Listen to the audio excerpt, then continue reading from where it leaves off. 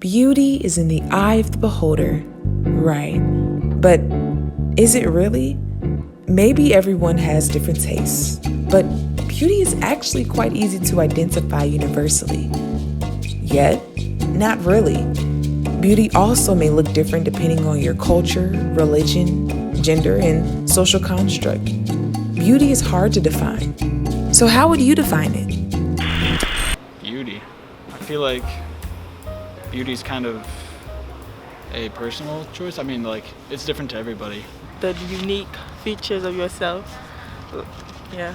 Beauty is how a person feels about themselves, and it doesn't have to be like what social media says is beautiful. It's how you feel when you feel that you're beautiful. I mean, I think it's a weird mix of like subjective and objective opinion. You know, like it's this weird, like society kind of agrees on things, which makes it objective, but then also there's like a still subjective opinion if not everyone agrees.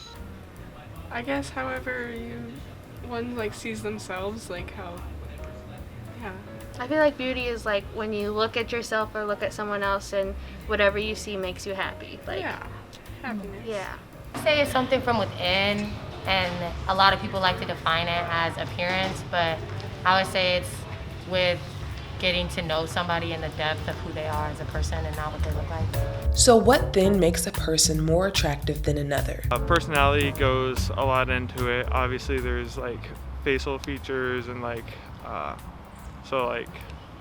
symmetry of the face and Bingo. Of course, personality. But there's also this thing called symmetry. Facial symmetry. Researchers have confirmed that we rate faces that are more symmetrical as more attractive than those with less symmetry, which might be one of the reasons why Rihanna. Zendaya's really pretty. Rihanna. we're the top 2 answers on campus for who is considered the most beautiful person in the world.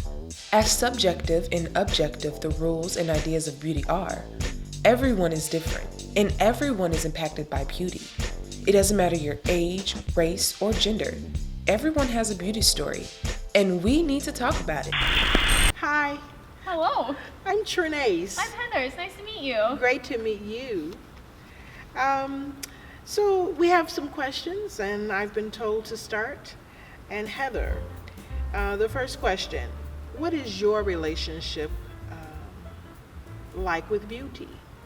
Mine is definitely, I think, different than a lot of people because I grew up doing beauty pageants actually, and so started off not as young as you may think. I started off at age 15, so kind of in those important years of kind of defining yourself, it seems like, and so I definitely slipped into the whole like, oh, you need to be Barbie level and everything, and so that's kind of my beginning relationships with beauty, but now I've kind of evolved into really just embracing what I want and not really listening, because whenever I was in beauty pageants they told me, oh, you have to have long hair, and I'm like, no, that's not me.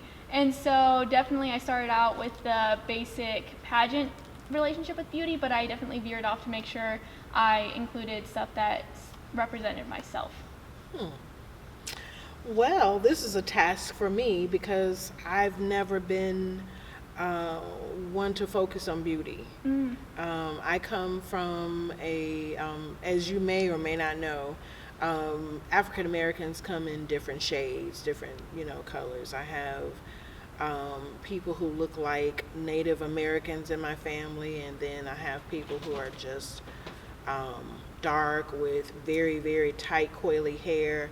So, and we just come from a group of people who didn't want to think too highly of ourselves.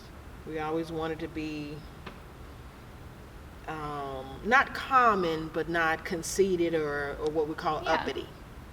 So beauty was never something that was promoted for me. It was, you just were. I love that. Yeah. Whatever you naturally wake up as is what you are. Yeah. Have you ever tried to alter your appearance? If so, what exactly did you do?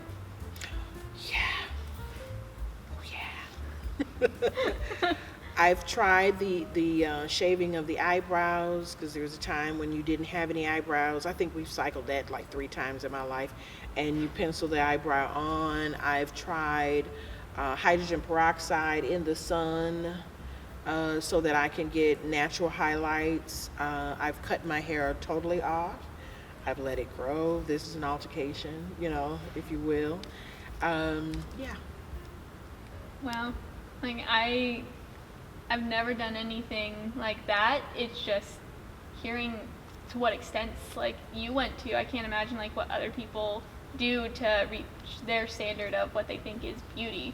Mm-hmm. Like I wish that people just kind of saw like their strengths and weaknesses and forgot about and accepted them, like, because they're there. Like, granted, everyone has something they don't like about themselves, but I wish that they saw their strengths more and didn't feel the need to try and fix their weaknesses. I think that's crazy. So does a male opinion matter? I can say no. I think to a degree a lot of people do take it as yes it does, but for me personally, a big thing for me is my short hair, and anyone I have dated in the past is usually like, I don't like how you have shorter hair than me, you should grow it out. And so for a time I'm like, yeah, okay, I'll grow it out. And I've gotten to the point where I kind of reach pettiness, where they'll make a comment and I'll be like, okay, and I will go and I will cut it, and I come back and I'm like, you like my hair? And they're like, oh, I love it. And I was like, I see. So I've kind of grown a thicker skin to where I'm like, if you don't like it, well, let me take it to the next degree. And like, if you still don't like, can't learn to appreciate me, and it's just something I love, this is who I am, then I'm sorry, you can leave, because this is who I am. But I know it's not as easy as that for some people. Right. Well, my generation, the only reason why you bother is to garner that male attention. And if you're not pretty enough, or if you're not beautiful enough or alluring enough to get the male attention, there's a chance you can just not have a mate, not get, a date, not be married, So it's, the male opinion does matter. Most of what we do is to get that opposite sex attraction. Now that you say that, I've actually had a conversation with my younger sister, and she's in high school, so she gets to experience all that fun that high school brings, but she's already mentioned how she will probably never get a guy's attention because she's just not pretty. And I'm like, you're stunning. You have beautiful natural blonde hair, gorgeous eyes. And I'm like, and if a guy can't realize that, then he's missing out. And that just breaks my heart, because people think you need to be pretty to get a male's attention. And so she will some days put on makeup, and then of course those are the days that a guy compliments her. And so she's like, this is what I need to do. And I'm like, no, like, if he can't love you whenever you show up in sweatpants, he doesn't deserve to love you whenever you can doll up. You're right. But what about the male's perspective? Do men feel pressured by beauty standards as well? A little, but I know it's not nearly as much as like women do, just with how culture is. I don't know if I'd say pressure. I think there's the potential to, but I think all of it's how kind of like you're defining your worth. And so if like you define your worth by your appearance, then yeah, there'd be pressure to appear a certain way. No, I mean, I feel like we all can be who we want to be. I feel like there shouldn't be a label on who's beautiful and who's not, or who's good looking and who's not. You know what I mean? So that's how I look at it. I feel like if you're a good person, and that's all that should matter. It's safe to say that men are definitely impacted by beauty standards, but not in the same way as women. Statistically speaking, 8 out of 10 women will be dissatisfied with their reflection. But why? Well, research shows that women are judged on their appearance way more than men are. And as if the pressure wasn't enough, hello, social media. Yeah, I think it's very prominent that women compare themselves to others on social media, like how we're supposed to look, how we're supposed to act, that kind of thing. I feel like every day I have to meet a certain expectation that society has for me. Yeah, it's not really what I look like, it's like what other people are gonna see me as, and that's the biggest stressor. Yes, I mean, I try to not think about things I see on Instagram or things I see on TV, and try not to like make myself feel bad about what I see. Like, it's really just internal, what you feel internally as beautiful and what you define as yourself as beautiful. On and off technology, people in general spend a lot of time adjusting their appearance. That's just normal. Even as young girls, actually 81% of 10-year-old girls had already dieted at least once. A Harvard University study also shows that up to 2/3 of underweight 12-year-old girls considered themselves to be too big. By 13, at least 50% of girls are significantly unhappy about their appearance, and so on and so forth. Though it's quite easy to mask our perception of beauty, it starts young, and it starts at home. Hospitals are tough for you. Paul, have you tried legal action? I mean, maybe an injunction. With what money? That was God's plan for me to save the church. I just felt beautiful. I probably was just a little over 100 pounds. But because of my body shape, you know, I was looked at as being heavier. Most girls were just sticks up and down, but I had hips and the behind and thighs. But I had no idea that this was it, you know. After this picture, I met what was to be my first husband, and 2 years after that, I had my first child, my only child. And me being a dark-skinned individual, and her dad being kind of caramel, he told me, if she's not light-skinned, I know it's not my child. Of course, I had her, and she turned out looking exactly like him and his mother. And to this day, everybody calls her Edwina. That's her dad's name is Ed, and her name is Elena, but they call her Edwina. To this day, she looks exactly like her father. However, he said that to me. I think he was more critical of my skin color, and it's funny because he chose me, you know. he sought after me. You know, we were crazy about each other, but for him to say that to me just, I don't know, kind of got me there. And these are my nieces, and this is pretty much what my family looks like. We all have thick hair. We all have the same kind of bone structure. This is typical of what my family looks like. There's some more pictures downstairs about, you know, for my entire family. They sent so much stuff. Yep, this is it. So I got something called psoriasis. According to the dermatologist, it was due to stress. Not sure what kind of stress I was under. We were, you know, under lockdown, and for me, it was a calm for me because I didn't have to, you know, leave the house. I didn't have to try and figure out how to look this way, look that way. I was able to just relax and just be.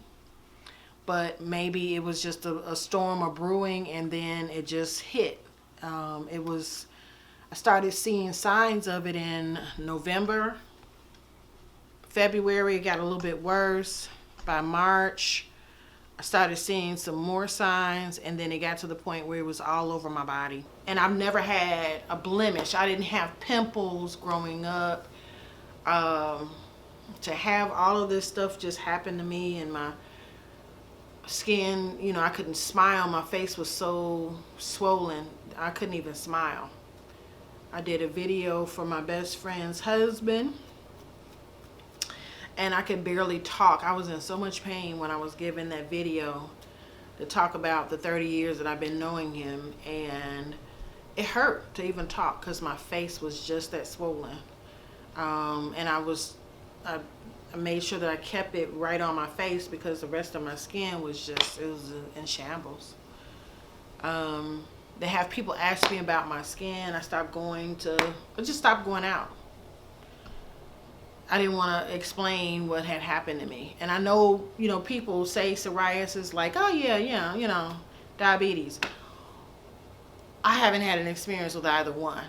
And to be 51 years old and, have all of the skin problems just is mentally exhausting. I had zero confidence in how I was. I come from a family where genetics are not in my favor, to where if I don't keep it in check, I could end up obese very quickly, and it'd be hard to come back from that. And it was drilled into my head very early as a child that I need to be careful, I need to watch what I'm doing. Do you want to end up like your grandma and grandpa? If no, you need to do this and this and this. And I think that resulted in me not wanting to experiment with clothes or style. I figured, you know what? I will wear whatever's comfortable and whatever hides my figure so no one questions it, not even my mom. If she can't see it, how will she know it's getting bad or if it's good? And so I would just wear the clothes. I hated going to the doctor's office because I hated the number on the scale, because I knew if it was a high number, even if I looked healthy, if it was a high number, my mom would say, are you happy about what you saw in the car? And like, don't get me wrong, I love my mom and she came from a good place, but as a child, it is very life-altering. And I let that affect me for a long time. And it wasn't until, I want to say, 6th grade, I started losing weight, and I think it was just maturing, hormones changed, and I started losing weight. And that gave me more confidence, and I started to wear more feminine clothes, and then I got contacts, which was a big pivotal moment for me because glasses were, again, something I could hide behind, and you couldn't really see my entire face, and so I got contacts, and then I decided to compete, and that was probably in 7th, 8th grade, that time frame wherever I actually decided what made me beautiful. And it was so hilarious because my mom never thought I'd be a pageant girl. So whenever I got excited, she was like, yes, Heather's finally interested. And it was through that first pageant I actually heard the remark that in order to succeed, I would need to grow out my hair. And then ever since that, those words were said to me, even though I've had past experiences of people calling me a boy because of my haircut. That was kind of a big pivotal moment for me, and I was like, no, and finally stood up for my style, my definition of beauty for myself, and made it my mission to prove them wrong. And so then I continued to compete, and then in my senior year of high school, I won my first title, and that kind of just changed my outlook, and I competed off and on after that, and that was my pageant journey. And I honestly wish I could still compete because it is so much fun, and it taught me self-confidence. Even though I still struggle with that, I go back to those basic values that I learned throughout pageantry, and that helps me on the rough days. I know it's kind of cheesy, but I think it's still very important that I got my first boyfriend in high school, and then I felt good enough. I felt like he loved me, and I was like, you know what, I'm okay. And then I gained a bunch of weight. So it seemed like there was never a happy medium for me. And I didn't realize how much weight I gained until he broke up with me. It was like I was blind. And honestly, it was probably for the best for me because I would rather gain weight than continue down the path I was on. And so that was my senior year of high school, and that is also the same year that I went out on a limb and applied to Olivet and just took a chance. It was free admission, and I was like, I'll send in my application if it saves me $20. And so I sent it, and then next thing you know, I was accepted. I was like, this is weird. I never knew of this place until I think I randomly got a catalog one day and applied. So I was like, you know what? We'll go for a visit. And absolutely fell in love with the place. I walked on campus. At the time, I thought it was a massive campus. Now that I've been here for 3 years, I'm like, what was I thinking? But walked on the campus and instantly felt at home. I felt like I needed to be here, like there was something I needed to do. And maybe this is part of that mission that I needed to do, just telling my story to people and just being here. And I just answered that call finally, and I think it was a big pivotal moment for me spiritually too, because for so long, I just didn't listen. And I think that was the issue. And finally, I listened to what God was telling me, and I ended up here, and life has completely changed for the better. I now met my fiance, and my life's like completely changed. And I only see brightness for the future, and I finally love myself. Like, there are the hard days, but I'm incredibly thankful for everything I have here today, from friends to opportunities to the future I have in front of me. Just about 2 years ago, if you were to type in the word beauty into Google, it only showed women with very light skin, long hair, and thin bodies. Now, in 2020, we see a pretty good mix. Still room for improvement, though. We also are showing lots of love to women in all shapes and sizes. We're seeing plus-size models, different ethnicities, race, and genders finally being seen as beautiful on magazine covers, TV, and film. We still have a long way to go, and it's gonna take us to change these tainted societal norms. And I know just how to start this change. Yep, that's how we'll do it. Not by fitting into the standard, but by redefining it to fit everyone. So again, I'll ask you, what does beauty mean to you?